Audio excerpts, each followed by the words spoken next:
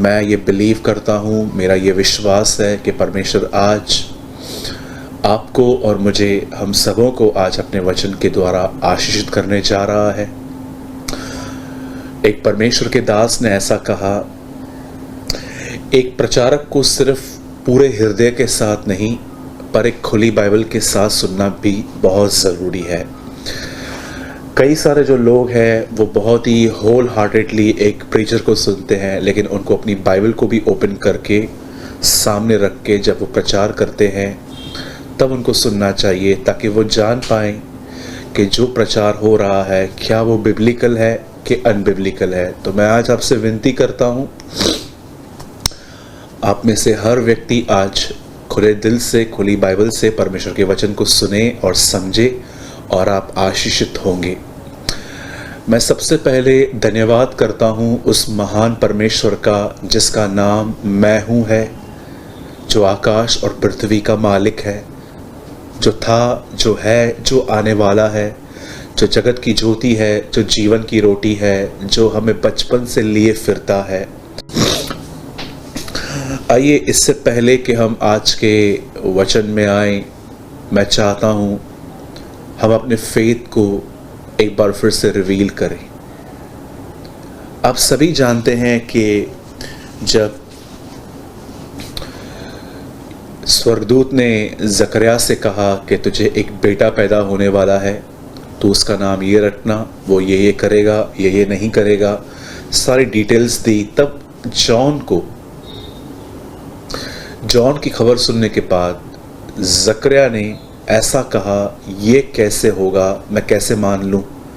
जबकि मरियम को भी यही बातें कही गई थी, लेकिन मरियम ने लास्ट में ये कहा, मुझे तेरे वचन के अनुसार हो, लास्ट में। लेकिन बाइबल ऐसा बताती है कि स्वर्गदूत ने जकरिया को गूंगा कर दिया। क्यों? मेरे भाइयों, मेरी बहनों, अविश्वास परमेश्वर के काम में एक बहुत बड़ी रुकावट है। यीशु मसीह बहुत कुछ करना चाहते थे, लेकिन कुछ जगहों पर नहीं कर पाए, और बाइबल बताती है उनके अविश्वास के कारण वो उनके लिए काम नहीं कर पाया।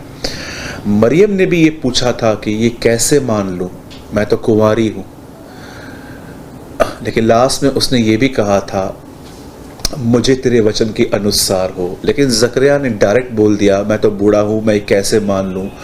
और कहाँ न कहाँ परमेश्वर ने उसके अविश्वास को परख लिया। आप जानते हैं, जो आप कहते हैं ये आपका फेथ है। आइए, ये समय है कि हम अपने शब्दों के द्वारा अपने फेथ को रिवील करें, रिलीज करें। मेरे पीछे कहिए, मैं परमेश्वर की संतान हूं। सर्वशक्तिमान परमेश्वर मेरा पिता है। परमेश्वर मुझसे प्रेम करता है। परमेश्वर ही मुझे पवित्र करेगा। परमेश्वर मेरे अंदर के सारे बंधनों को तोड़ेगा और मुझे मसीह में पूरी तरह से स्वतंत्र करेगा। मैं और मेरा परिवार उद्धार पाएगा। मेरे लोग बचाए जाएंगे। मेरी नेशन बचाई जाएगी, न तो बल से न शक्ति से, परंतु प्रभु की आत्मा के द्वारा यह हो जाएगा। आइए जोर से कहिए, आमेन, यस, प्रेज द लॉर्ड। मैं आपसे एक सवाल पूछना चाहता हूँ।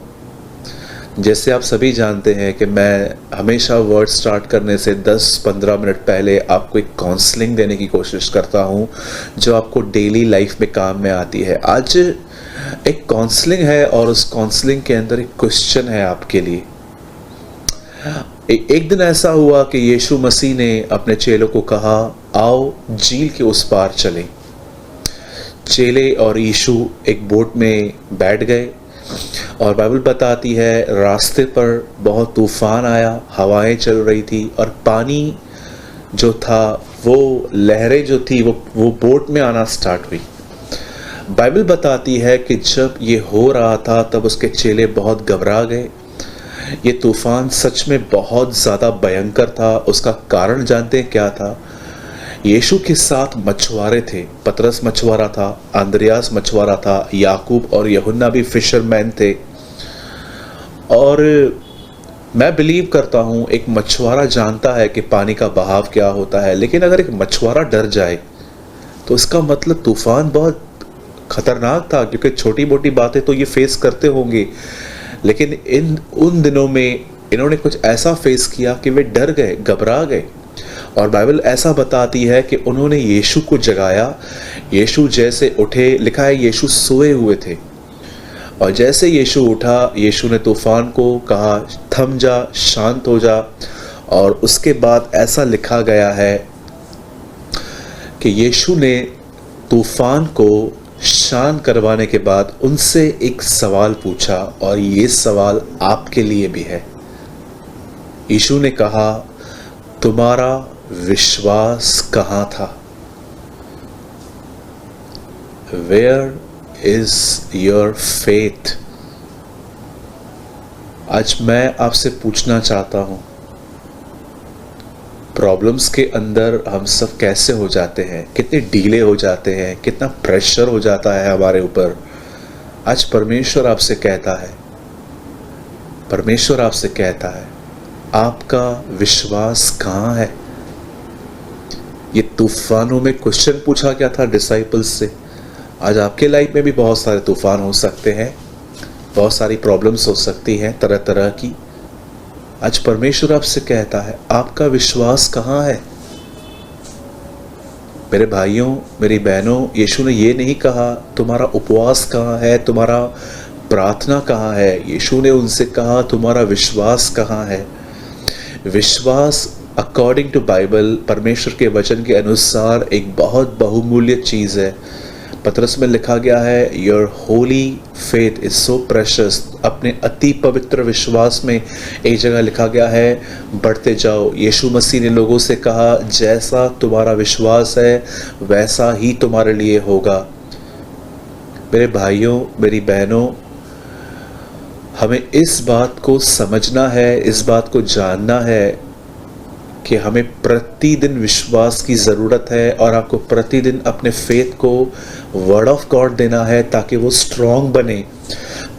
ज़रा सोचिए, अगर आप 2-3 दिन खाना नहीं खाएंगे तो 2-3 दिन के बाद क्या होगा? आपको चक्कर आना चालू हो जाएंगे, आप वीक हो सकते हैं, आपका बीपी लो हो सकता है, बहुत सारी बातें हो सकती है। बॉडी को खाना न मिलने पर बॉडी में इतने साइड इफ़ेक्ट्स हो सकते हैं। तो ज़रा सोचिए, अगर आपके पास वचन नहीं है तो आपका दिमाग कैसे काम करेगा? आपका दिमाग कितना नेगेटिव चल सकता है, कितनी बातें आप लेकर एक बर्डन के साथ ज़िंदगी जी सकते हो।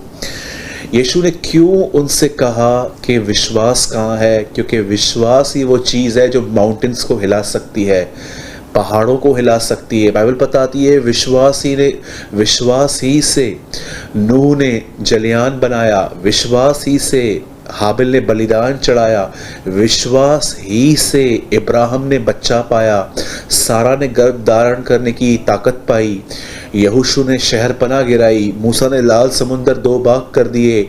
उन्होंने, ऐसा लिखा गया है कि उन्होंने जो है शेरों के मुंह बंद कर दिए, मरे हुओं को वापस पाया, राज्य जीते, बहुत सारे बड़े बड़े काम किए। ये सब विश्वास ही में मरे।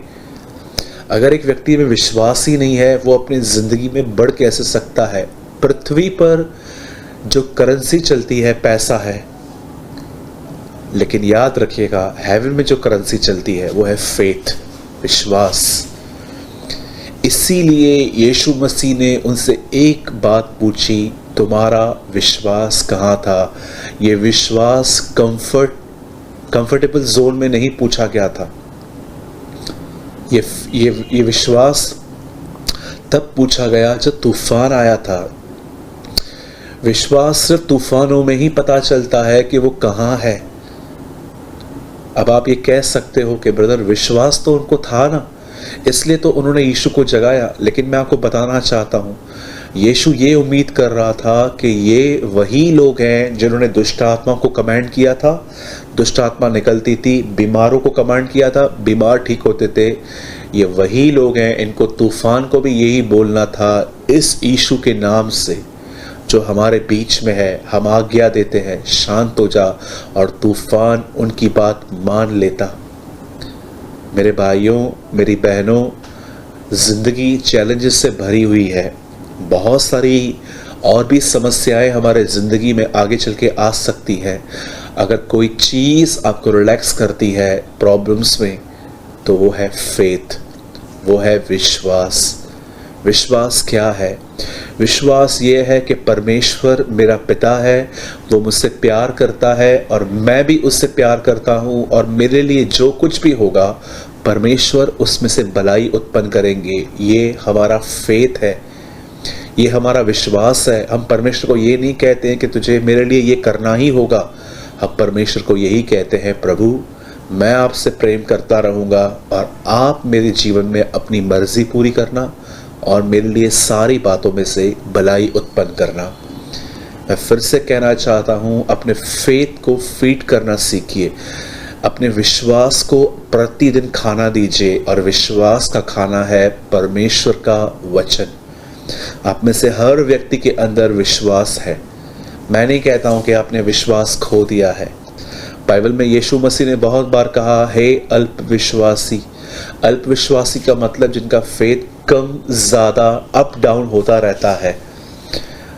अगर आप चाहते हो कि आपका फेथ एक चट्टान को मूव करवा दे, तो आपको अपने फेथ को फीड करना है। आपको प्रतिदिन वचन देना है अपने आप को, और उसके बाद डिप्रेशन, डिस्करेजमेंट, निराशा, होपलेसनेस, आप ये देखेंगे इनके लिए आपके जीवन में कोई जगह नहीं होगी।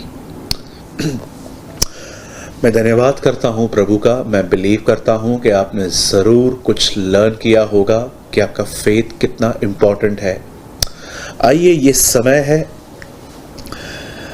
मैं परमेश्वर के वचन की ओर आपको ले जाना चाहता हूँ। मैं बिलीव करता हूँ कि आप सब जो हैं इस समय प्रभु के वचन को पाने के लिए तैयार हैं, और मैं चाहता हूँ हम सब जितने लोगों के पास बाइबल है, हम सब ओपन करेंगे पहला पतरस 1 पीटर चैप्टर 5।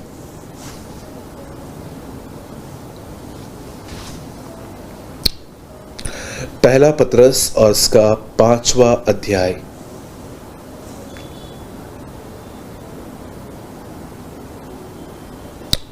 Let's pray.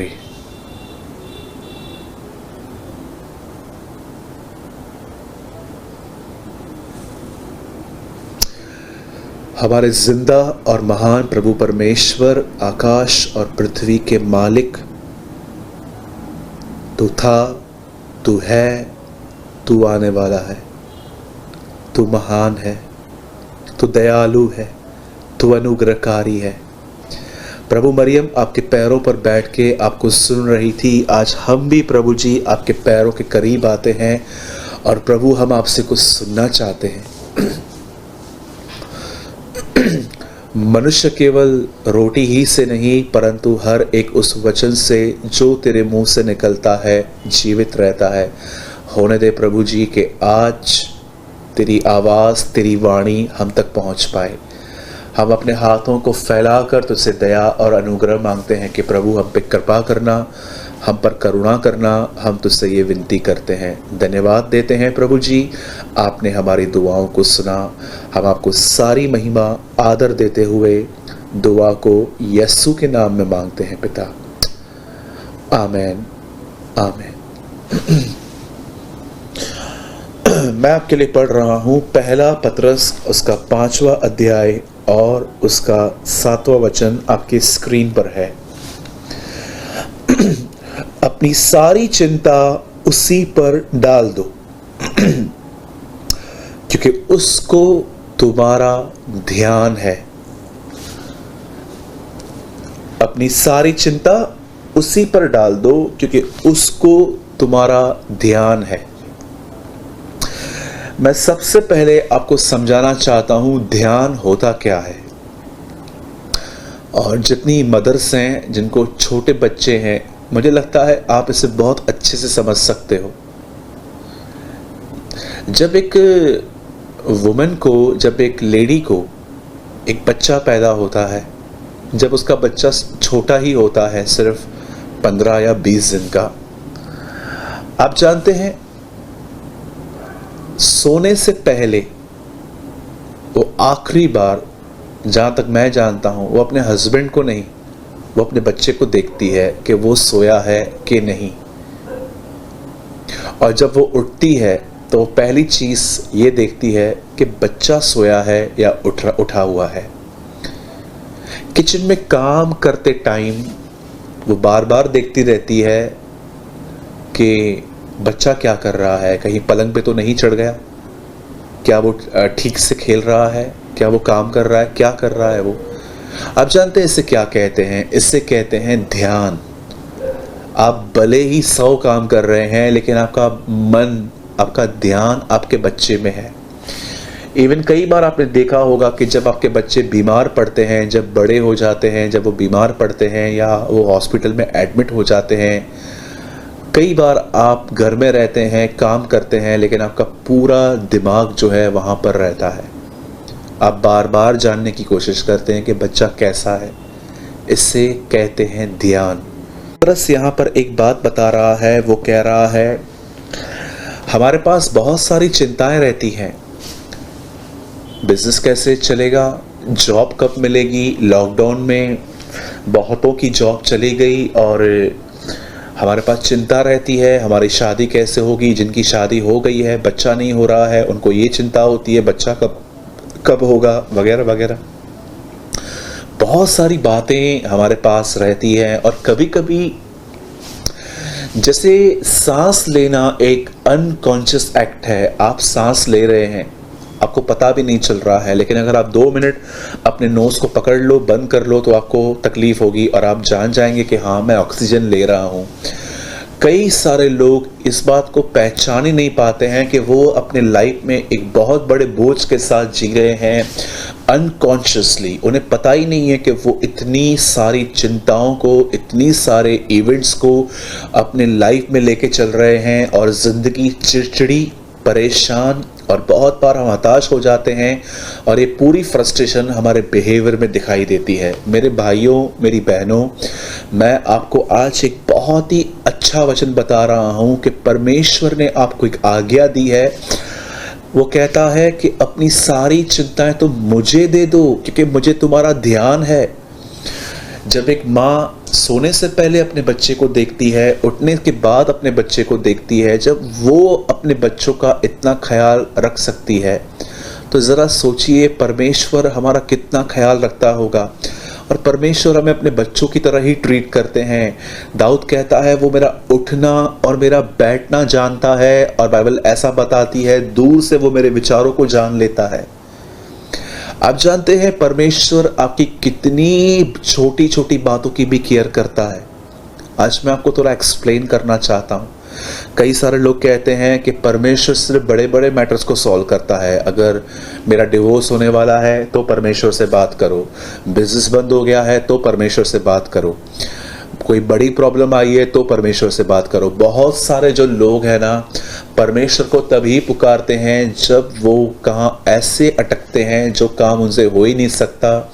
लेकिन मैं आपको बताना चाहता हूँ कि आप जो हैं, आपको अपनी विचारों को बदलने की ज़रूरत है। परमेश्वर सिर्फ बड़े बड़े नहीं, परमेश्वर आपकी छोटी छोटी बातों में भी इंटरेस्ट लेते हैं। मैं आपको एक बहुत अच्छा एग्जाम्पल बताना चाहता हूँ। बाइबल ऐसे बताती है कि मूसा के मरने के बाद इज़राइलियों को कनान देश में लेके जाने की पूरी जिम्मेदारी यहोशू के ऊपर आ गई। जब यहोशू अपनी प्रजा को साथ में लेकर जब इज़राइल में कनान में अंदर प्रवेश कर रहा था, तब उस ज़मीन पर बहुत सारे लोग थे जिनको उनको निकालकर उस जगह को उनको हासिल करना था। लड़ते लड़ते जैसे वो इज़राइल में गए, यर्दन पार की, उन्होंने ए नगर के ऊपर फतह पाई, और उसके बाद एक ऐसी प्लेस आई जिसका नाम था यरीहो। यरीहो एक ऐसा नगर था जिसके चारों ओर दीवारें थी, जैसे यरूशलेम के चारों ओर दीवारें हैं, और नीचे अंदर जाने के लिए दरवाजे थे, फाटक होते थे। और जब लोगों को पता चला कि ये लोग यहाँ तक पहुँच गए हैं, उन्होंने फाटक बंद कर दिए, उन्होंने सब कुछ बंद कर दिया और यहोशू ने परमेश्वर से बात की। परमेश्वर ने उन्हें कहा कि इस दीवार के आखिरी दिन चक्कर मारना, हर दिन एक मारना, पर सातवें लास्ट डे पे 7 चक्कर मारना, और तुम जैसे ही इंस्ट्रूमेंट्स को बजाओगे, जय जयकार करोगे। और बाइबल बताती है कि परमेश्वर ने जब यहोशू को ऐसा करने के लिए कहा और यहोशू ने जब ऐसा किया, तब लिखा है वो दीवार गिर गई। ये परमेश्वर का एक बहुत बड़ा काम था। बाइबल ऐसा भी बताती है कि एक समय ऐसा भी था जब परमेश्वर के लोग मिस्र से निकलकर कनान जा रहे थे, तब मूसा ने उन्हें एक ऐसी जगह पे लाके खड़ा कर दिया जहां आगे समुद्र था और पीछे फिरौन उनका पीछा कर रहा था। और जब इज़राइल के लोगों ने ये देखा कि हम लोग अब मरने पर हैं, तो उन्होंने मूसा के सामने जाके बहुत उन्होंने कंप्लेंट्स की कि तू हमें मरने के लिए यहाँ क्यों लाया। तब मूसा ने प्रभु को दुहाई दी। प्रभु ने कहा तू मुझे क्यों दुहाई दे रहा है, तेरे हाथ में लाठी है, समुद्र पे मार और देख क्या हो रहा है। जब उसने ये किया, बाइबल बताती है पूरा लाल समुद्र 2 भाग हो गया। इज़राइली वहाँ पर ऐसे उतरे जैसे वो सूखी भूमि पर उतर रहे थे, और वो उस पार पहुँचे। और जब फिरौन की सेना ने भी ये करने की कोशिश की, तो लिखा है वो डूब कर ख़त्म हो गए। एक बार फिर से परमेश्वर ने अपने कार्य को किया, एक महान काम को किया। बाइबल ये भी बताती है कि जब इब्राहिम 75 ईयर्स के थे, तब प्रभु ने उन्हें प्रतिज्ञा दी थी कि वो उन्हें एक बच्चा देंगे।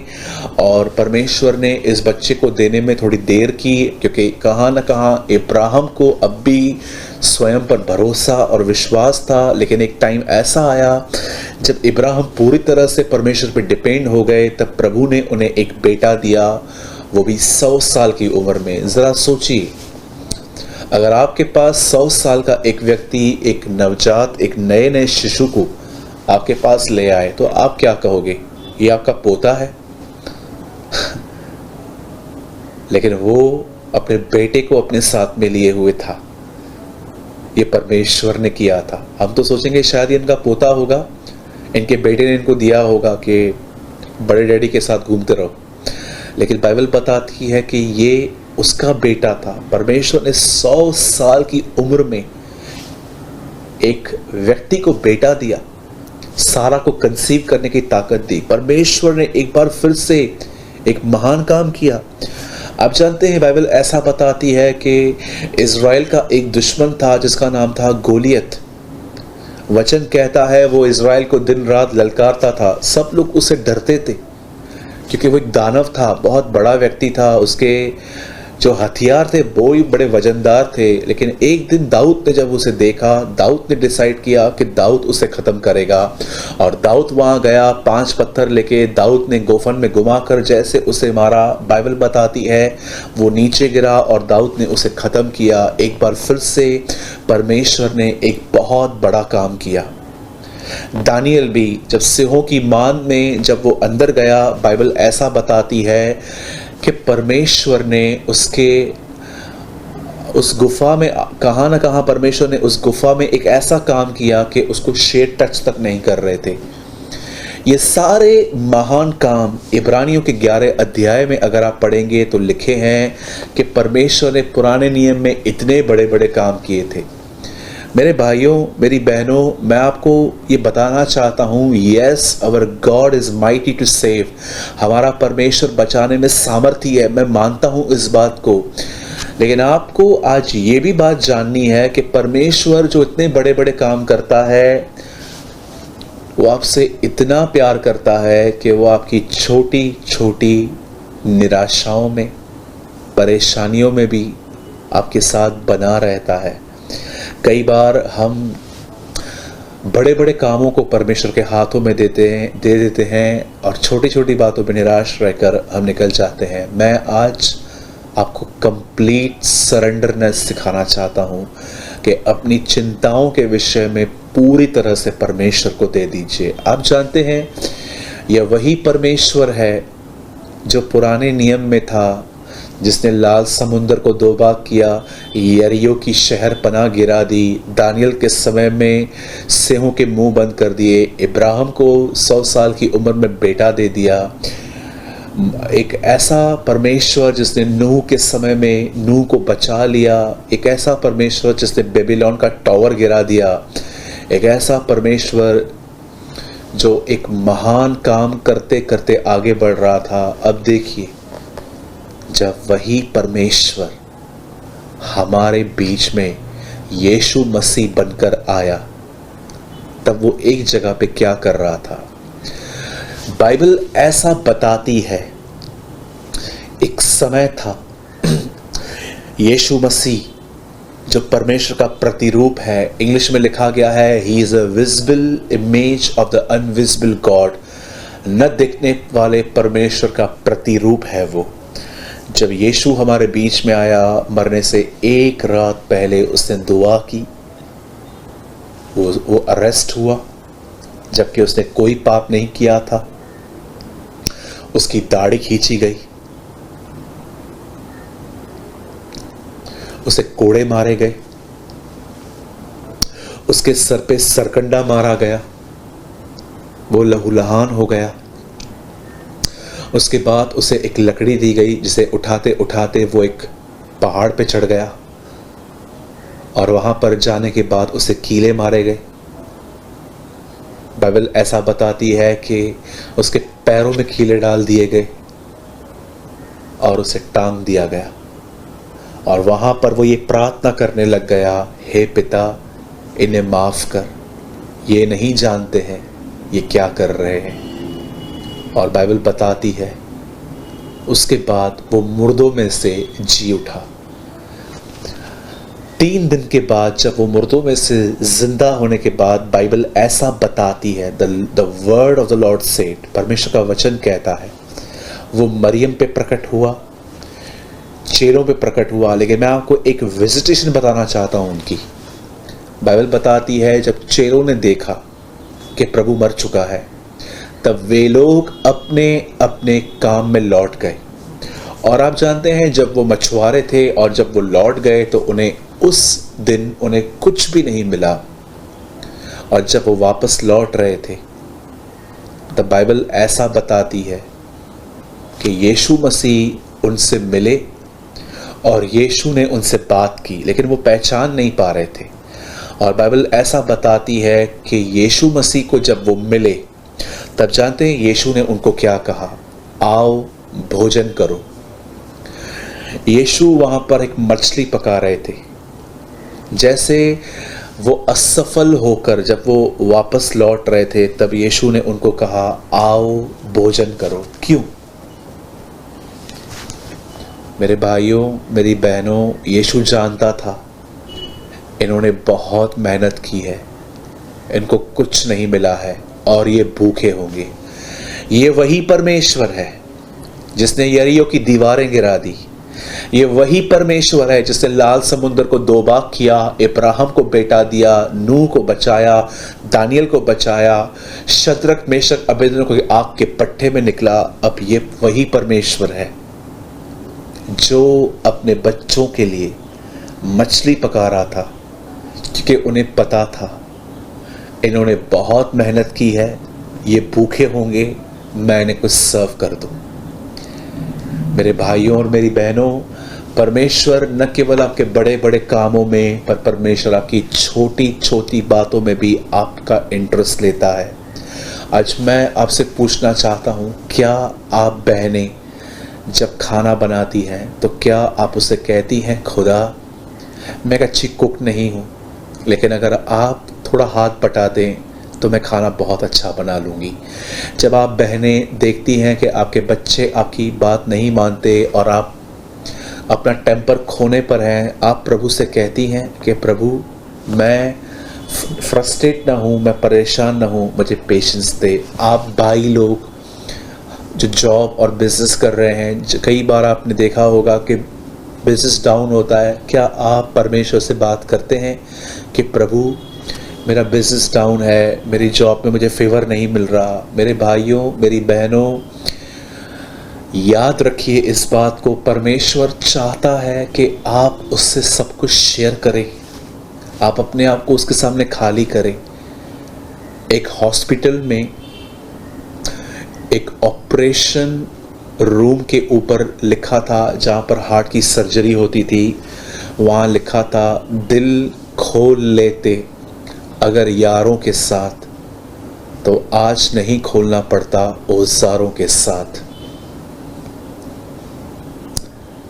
एक ऑपरेशन थिएटर के ऊपर जहाँ पर हार्ट की सर्जरी होती थी, बाईपास होता था, वहाँ लिखा था दिल खोल लेते अगर अपने यारों के साथ, तो आज नहीं खोलना पड़ता औजारों के साथ। हम कई बार अपने लाइफ में अनकॉन्शियसली बहुत सारी बातों की चिंता करते हैं।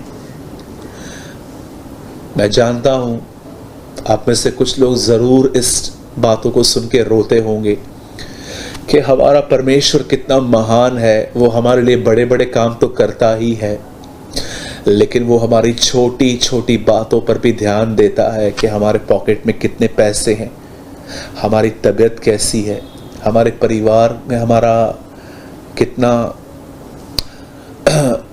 हमारे परिवार हमसे कैसा चलता है। हर चीज़ खुदा देख रहा है। ये वही परमेश्वर है जो पुराने नियम में इतने बड़े बड़े काम कर रहा था, अब वो अपने बच्चों के लिए खाना बना रहा था। मेरे भाइयों, मेरी बहनों, बाइबल बताती है अपनी सारी चिंता उसी पर डाल दो, क्योंकि उससे तुम्हारा ध्यान है। न केवल बड़ी बड़ी बातों का, लेकिन छोटी छोटी बातों का भी ध्यान है। जब मैं जॉन 21 जब पढ़ रहा था, जिसमें यीशु मसीह खाना पका रहे थे अपने चेलों के लिए, मैं हैरान हो गया। तब जब मैं पढ़ रहा था मैं हैरान हो गया कि प्रभु आप वही हैं जो डीमंस को निकालते थे। आपने 2000 सूअरों में दुष्ट आत्माएं निकाल दी थी, आपने 2000 सूअरों में अपने दुष्ट आत्माएं डाल दी थी, आपने 4 दिन के मुर्दे को जलाया था, आपने तूफान शांत किए थे, पर आप यहाँ पर एक कितना छोटा काम कर रहे हो। तब मुझे प्रभु ने यहाँ पर एक बात बताई, मैं न केवल आप लोगों के लिए बहुत बड़े बड़े काम करता हूँ, लेकिन मैं बहुत छोटी छोटी बातों में भी इंटरेस्ट लेता हूँ। पर मेरे बच्चे मुझे छोटी छोटी बातें नहीं बताते हैं, वो खुद ही फेस करते हैं, लड़ते हैं, फ्रस्ट्रेट हो जाते हैं जब बात बढ़ जाती है, लेकिन वो छोटे छोटे में मुझे नहीं बताते। मेरे भाइयों, मेरी बहनों, इससे पहले कि मैं बंद करूं, मैं आपको एक बात ज़रूर कहूँगा, हर दिन प्रभु को अपने लाइफ में इनवाइट कीजिए कि वो आपकी ज़िंदगी में काम करे। प्रभु एक जेंटलमैन है, लेकिन शैतान एक घुसने वाला व्यक्ति है। यीशु दरवाजे से आते हैं, लेकिन शैतान चढ़कर ऊपर से आ जाता है। वो कहता है कि जो कोई मेरे लिए द्वार खोलेगा मैं उसके भीतर आऊँगा। काना नगर में जो मैरिज हुई थी, यीशु को वहाँ पर इनविटेशन मिला था, इसलिए वो वहाँ पर गए थे। मेरे भाइयों और मेरी बहनों, यीशु को इनवाइट कीजिए, प्रतिदिन उन्हें कहिए कि यस लॉर्ड, मैं आपको पूरा अपना जीवन देता हूँ। आज आप मेरी चिंताओं को, मेरी परेशानियों को, मेरे हालातों को अपने हाथ में ले लीजिए और मुझे अपने साथ चलने में मदद कीजिए। यही वो हल्का जुआ है जो उसने उठाने के लिए कहा है, सब कुछ मुझे दो और खुद मेरे साथ चलो। Let's pray. Thank you Jesus, thank you Lord. हमारे जिंदा और महान प्रभु परमेश्वर, आकाश और पृथ्वी के मालिक प्रभु, कई बार हम आपको बड़ी बड़ी बातों में तो पुकारते हैं, लेकिन हम छोटी छोटी बातों में आपको नहीं पुकारते। लेकिन आज प्रभु, हम सब भाई, सब बहनें, जितने भी लोग प्रभु यूट्यूब पे हैं, चाहे वो फेसबुक पर हैं, हम अपनी सारी बातों को आपके हाथों में देते हैं प्रभु जी। मैं बिलीव करता हूँ जिसने अपना कल तुझे दिया है, उसने अपने कल में तुझे पाया है प्रभु। हमें आशीष दे। हम अपनी सारी चिंताएं आपके ऊपर डाल देते हैं, क्योंकि हम बिलीव करते हैं कि आपको हमारा ध्यान है। जितने भी लोग प्रभु जी हमें इस समय देख रहे हैं, चाहे वो यूट्यूब पे हैं, चाहे वो फेसबुक पर हैं, यदि कोई बीमार है तो यीशु मसीह के नाम में वो चंगा हो जाए। हर व्यक्ति को बरकत मिले, हर व्यक्ति के घर में शांति रहे और हर व्यक्ति प्रभु के आने के लिए अपने आप को तैयार करे। प्रभु, हम आपसे ये प्रार्थना करते हैं। हम आपको सारी महिमा आदर देते हैं, धन्यवाद करते हैं सर्वेंट ऑफ क्राइस्ट मिनिस्ट्री के लिए, जो पूरे भारत और बहुत सारे जगहों पर फैली हुई है। होने दे प्रभु जी कि ये सेवकाई और फैले। हम भाई याबेस और उनके पूरे परिवार के लिए दुआ करते हैं कि आपका हाथ इस परिवार पर बना रहे, आपकी दया इस परिवार पर बनी रहे, आपकी करुणा इस परिवार पर बनी रहे। ये परिवार जो भी काम करे, आप उस काम में उनको सफलता दें। हम आपसे ये प्रार्थना करते हैं। हम महिमा और आदर आपको देते हैं खुदावंद। हम दुआ को यीशु के नाम में मांगते हैं, आमीन, आमीन। मैं विश्वास करता हूँ मैं विश्वास करता हूँ कि आपने आज बहुत आशीष पाई होगी। मैं सिर्फ आपका 1 मिनट लूँगा। मैं आपसे रिक्वेस्ट करता हूँ कि कोई ऑफलाइन ना हो। अगर आज आपने वचन के द्वारा कुछ लर्न किया है तो प्लीज़ आप ज़रूर कमेंट करें, हमें बताएं कि आपने क्या लर्न किया है। हम सारी बातों के लिए अपने हाथों को उठा के परमेश्वर को महिमा और आदर देते हैं। और आइए हम अंतिम आशीष लें। और अब पिता का प्रेम, हमारे प्रभु यीशु मसीह का अनुग्रह और पवित्र आत्मा की सहभागिता प्रभु के वापस बादलों पर आने तक हम सब के साथ होती रहे और बढ़ती रहे। और प्रभु के लोग कहेंगे आमीन, आमीन। आप सभी को जय मसीह की।